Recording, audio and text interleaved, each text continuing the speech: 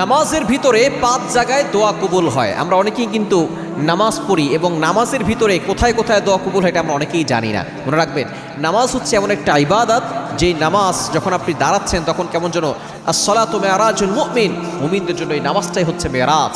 আপনি আল্লাহর সামনে দাঁড়িয়েছেন।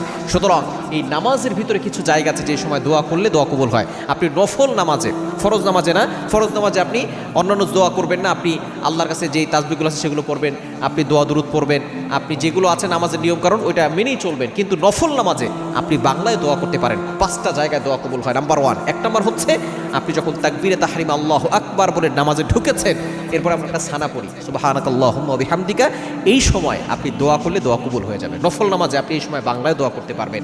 এই সময় আপনি আল্লাহর কাছে দোয়া করবেন, আপনার দোয়া কবুল হবে। তাকবীরে তাহরিমা বলার পরেই আমরা সানা পড়ে আল্লাহর প্রশংসা করি। আল্লাহর প্রশংসা করার পরে দোয়া করলে আল্লাহ তাআলা সেই দোয়াটা কবুল করে নেন। নাম্বার 2, দ্বিতীয় নাম্বার হচ্ছে